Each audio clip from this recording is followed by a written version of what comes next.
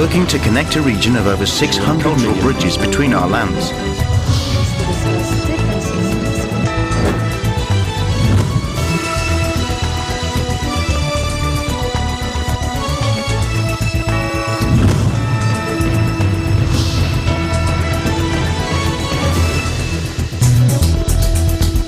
Hello and welcome to ASEAN in Focus. I'm Maricar Velasco delivering to you the latest news in and around the ASEAN region on today's headlines. Malacanang on Thursday pledged to extend help to victims of the deadly earthquake that rocked parts of central Mindanao on Wednesday night, killing at least 4 people and injuring 27 others. Indian President Nath Kovind arrived at the Ninoy Aquino International Airport on Thursday afternoon for his 5-day state visit upon the invitation of President Rodrigo Duterte. In a speech during the 45th Philippine Business Conference and Expo, President Duterte urged investors to help the government curb corruption.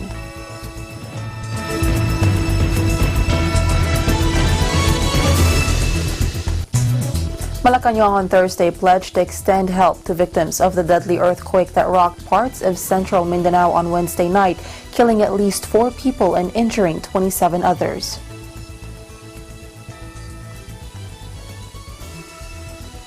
Presidential spokesperson Salvador Panelo said the palace would direct all concerned government agencies to render immediate assistance to quake victims. A magnitude 6.3 earthquake rattled North Cotabato on Wednesday night and was felt in nearby provinces. The strong quake caused serious damage to several buildings and infrastructures in the affected areas. Local chief executives from quake-stricken areas in Mindanao were prompted to order the suspension of classes on Thursday. In a press conference, Panelo said the palace was saddened by the unfortunate incident. He assured that the government would exhaust all efforts to alleviate their suffering. In the meantime, he advised the public to avoid false information about the earthquake. We're sad to hear of the earthquake and the outcome to the victims of the earthquake. We would like to express our sympathies.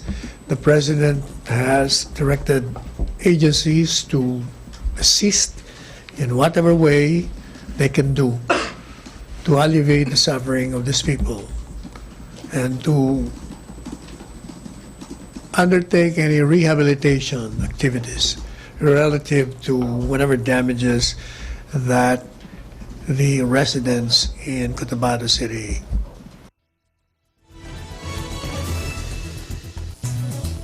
Indian President Nath Kovind arrived at the Ninoy Aquino International Airport on Thursday afternoon for his 5-day state visit upon the invitation of President Rodrigo Duterte. He was on board a chartered Air India flight that touched down in Manila at 4:24 p.m.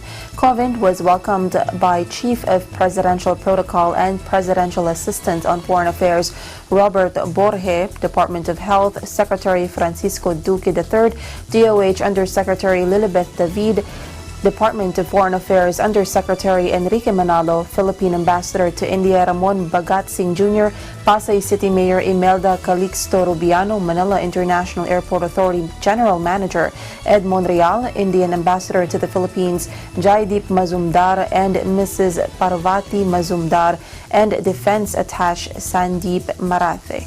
He is the 3rd Indian leader to make a state visit here since the establishment of the Philippines-India bilateral relations in 1949. India's President Kovind and the Philippine leader will hold a bilateral meeting on October 18 in Malacanang to discuss areas of mutual interest, including political, economic, cultural, and people-to-people engagement. During his state visit from October 17 to 21, Kovind is also set to meet with members of the Indian community in the Philippines. He will also attend events organized by the Federation of Indian Chambers of Commerce, Incorporated. Malaysia must strengthen its navy to better defend the country's waters, a minister said Thursday as tensions mount over Beijing's growing assertiveness in the contested South China Sea. China has laid claim to nearly all of the sea and has built numerous military outposts on small islands and atolls, angering other countries with competing claims to the waters, including Malaysia. Tensions have also flared between China and the U.S., which has sent warships through the South China Sea to assert international rights to freedom of navigation. In a speech to Parliament, Malaysian Foreign Minister Saifuddin Abdullah said the government wanted to control the presence of warships in the sea, in part by boosting the strength of its navy. Saifuddin added that Malaysia, or regional bloc, the Association of Southeast Asian Nations, could ask the U.S. and China to reduce or not increase the presence of their ships. Other claimants in the sea include Vietnam, the Philippines, Brunei, and Taiwan. Last month, a U.S. Navy destroyer sailed close to the Chinese-controlled Paracel Islands in the South China Sea to assert freedom of navigation rights. It did not request permission from Beijing or from Hanoi or Taipei, which also claim ownership of the archipelago. FA-18 fighter jets take off and land on the flight deck of the USS Ronald Regan in the South China Sea off the coast of Malaysia. That from these decks, that we are a credible force that can be called upon worldwide. Right now, there's multiple aircraft carriers deployed globally, and this is just one of them. And the mission of this one is to be lethal and ready when they enter, when the bell rings and the call comes to do so. So I see our role as being a reliable ally and partner to those of like minds, to be credible. And to make sure that those allies and partners know we're committed to this region, to the security and stability within this region. So that's what my strike group's role is. Brunei, Malaysia, the Philippines, Taiwan, and Vietnam have rival claims to China's in the sea. Tensions have escalated in recent years due to Beijing building artificial islands that can host military bases. Meanwhile, the U.S., traditionally the dominant military power in the area, has more frequently carried out patrols aimed at ensuring freedom of navigation.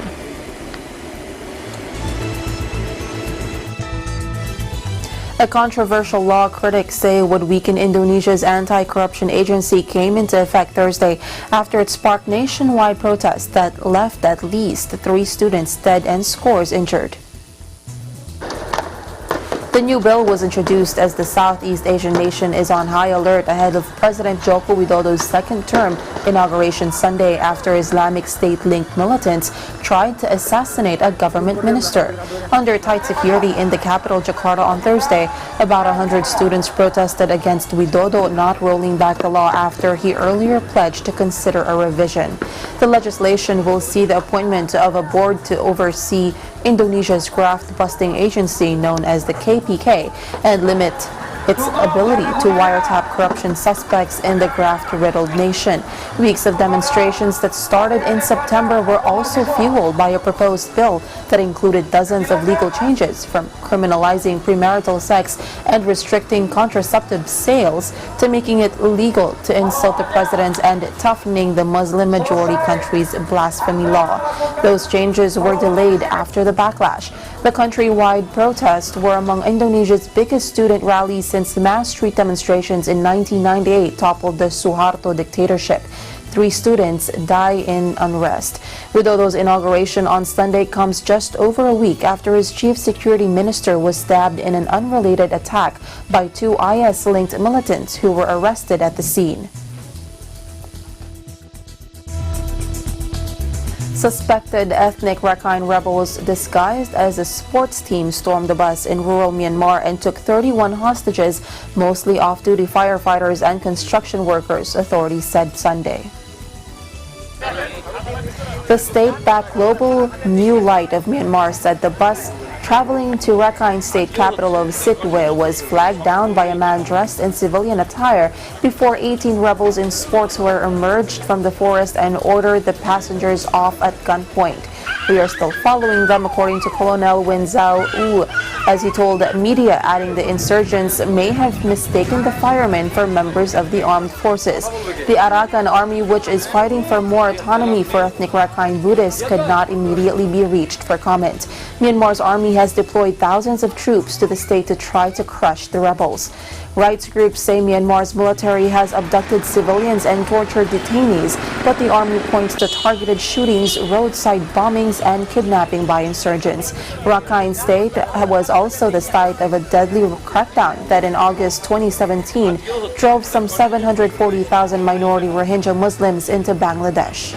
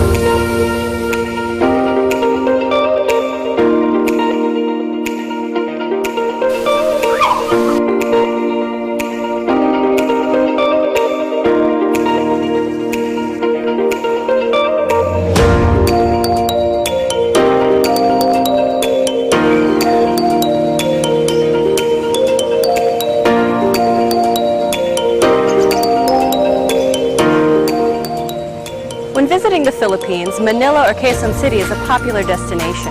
But oftentimes the hustle and bustle of the city can be more stressful on your vacation. So when you feel the need to reconnect to nature or relax again, there's a beautiful oasis just outside of the city called the Garden at Ciudad de Victoria.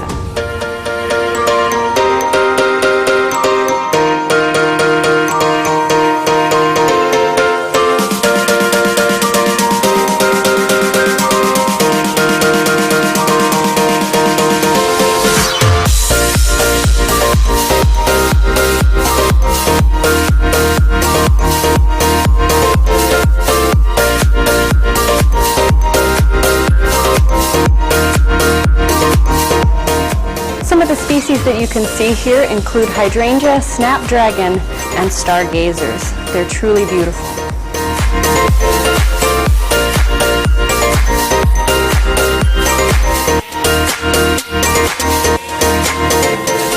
The gardens at Ciudad de Victoria are so peaceful, tranquil, and beautiful that it's become a haven for young couples and a very popular venue for engagement photos.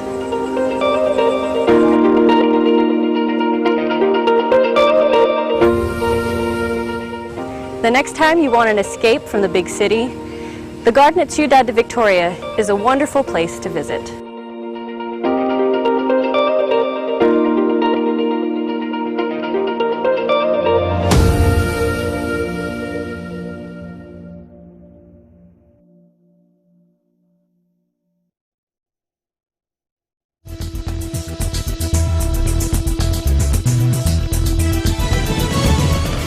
Welcome back. In a speech during the 45th Philippine Business Conference and Expo, President Duterte urged investors to help the government curb corruption. I am bent to minimize, if not totally eradicate, which is a long, long dream in government. Ngayon, sinasabi ko sa inyo na katulong ko kayo. I cannot succeed no matter how, even if I fire or dismiss every day as I did, as I've been doing for the last so many months, pag hindi kayo tumulong sa akin. I need badly the cooperation of the business sector. Ang sinabi ko na sa inyo, if there is somebody just a mere whisper about corruption o magingi, paabutin lang po ninyo sa akin. Kasi kailangan ko yung input ninyo to to better serve my country and thereby fulfill what I promised to the people. Ang ito, simple lang. At the first mention of corruption in exchange for what you are applying for, following up, so just let me know. And I will guarantee you that I will call the guy you are complaining for the delay or just putting it up to another day to act. Paalaman mo lang ako. Those are the ways of corruption.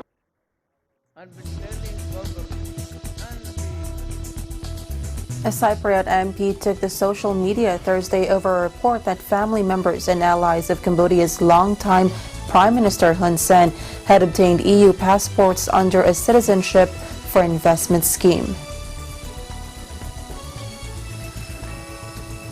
We have been ridiculed in the international arena and there is no excuse, according to opposition MP Irene Charalambides said on Facebook. She adds, where is the line drawn for handing out passports? Until when will we have to keep apologizing to international institutions? Charalambides, a special representative on fighting corruption for the Organization for Security and Cooperation in Europe, said the authorities had an obligation to respond to the findings of a Reuters investigation. The investigation said members of Cambodia's elite had overseas assets worth tens of millions of dollars and used their wealth to buy foreign citizenship, a practice the premier has decried as unpatriotic. Later on Thursday, the Interior Ministry said in a statement that the government's policy is not to comment publicly on individual cases. Cyprus, an EU member since 2004, has said it does not name applicants who receive a golden passport through the investment scheme. In February, it made changes to its lucrative citizenship for investment scheme to make it more trustworthy after the European Commission said it could help organized crime gangs infiltrate the bloc. Under the new criteria, a Cyprus passport is granted in exchange for an investment of 2.5 million euros or 2.8 million US dollars, raising it from 2 million euros, including the purchase of residency. Nicosia says due diligence, procedures are more stringent and effective, such as the scrutiny of each applicant conducted by an international agency.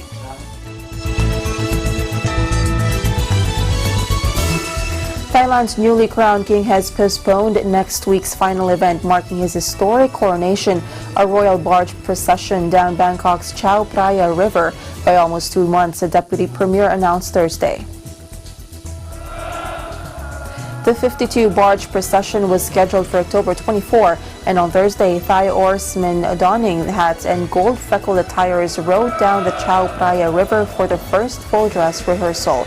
However, Deputy Prime Minister Wisanu Ngam later told reporters the procession has been moved to mid-December due to worries over the water conditions and weather. He said, quote, after 10 small rehearsals and final rehearsals today, they realized the procession would not maintain their traditional formation and beauty and the event should wait. He adds the king has decided to postpone it to December 12. The elaborate ceremony is the final phase of the coronation of King Maha Vajiralongkorn, who will travel on a barge downriver, allowing Thais a rare chance to greet the monarch and his queen. Authorities in Bangkok have installed a giant air purifier in front of a shopping mall in the city center in a bid to improve air quality. The 4-meter-tall air tower is said to be able to process some 17,000 cubic meters of air per hour over a range of 1,000 square meters. The device will operate over a 3-month trial period.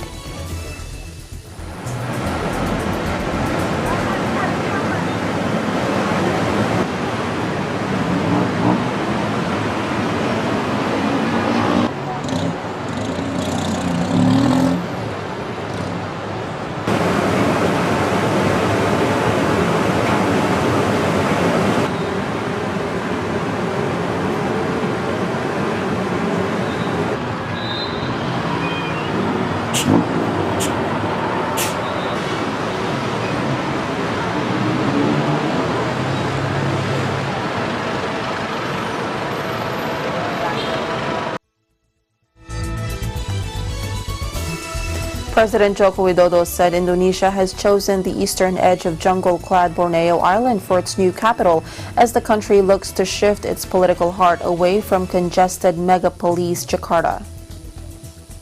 Rencana untuk pindah ibu kota itu sudah digagas sejak lama.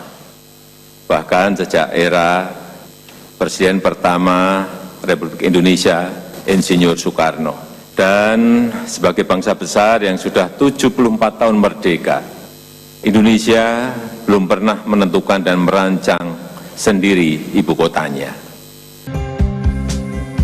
He said the proposed location near the regional cities of Balikpapan and Samarinda is an area at minimal risk of natural disasters, where the government already owns some 180,000 hectares of land. The announcement ends months of speculation about whether Widodo would follow through on the long-mooted plan. It was floated by the newly independent country's founding father Sukarno more than half a century ago. Shifting from problem-plagued Jakarta would also transfer Indonesia's power base off Java Island, where about half of the sprawling archipelago's 260 million people live. Building is set to begin next year, with the move of some 1.5 million civil servants slated to begin by 2024 at a cost of 466 trillion rupiah or $33 billion.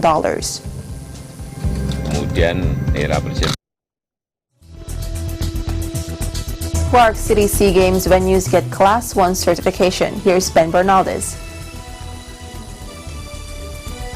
The International Athletics Association Federation, or IAAF, and the International Swimming Federation, or FINA, have certified the new Clark City Athletics Stadium and Aquatic Center in Capas Tarlac as Class 1 facilities for the hosting of the 30th Southeast Asian Games from November 30th to December 11 this year. The certification of the NCC sports facilities was announced on Wednesday in a press conference attended by House of Representatives Speaker Alan Peter Cayetano, Senator Bongo, Bases Conversion Development Authority CEO and President Vince Dizon, Philippine Olympic Committee POC President Bambol Tolentino, and Philippine Sports Commission PSC Commissioner Ramon Fernandez and Arnold Agustin. The world-class sports facilities where the athletics and aquatics in the SEA Games will be held were constructed in 18 months. With the construction of the Class 1 venues, Go said the Philippines is ready to produce more world-class talents who can follow the footsteps of world champions Carlos Yulo of gymnastics, Nesty Petesio of boxing, and Olympic qualifier E.J. Obiena of athletics. The senator, along with the other guests, also witnessed the groundbreaking ceremony of the Philippine National High School for Sports that is expected to be completed by 2021. The school will be open to students who aspire to develop their skills as an athlete. These are the stories for EN Sports. I'm Ben Bernaldez and I'm 1 with 25. And that is the latest news in the Southeast Asian nations. Stay updated about the ASEAN region. I'm Maricar Velasco and I am 1 with 25.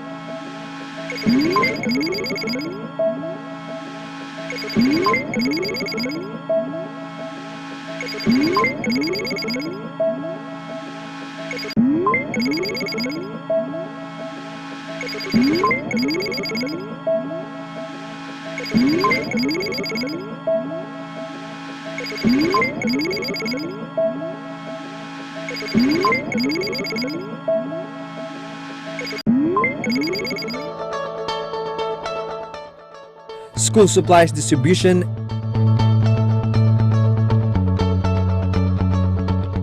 and storytelling spearheaded by Net 25 Kids. Sa kanya, nagkasakit po. Nagkasakit.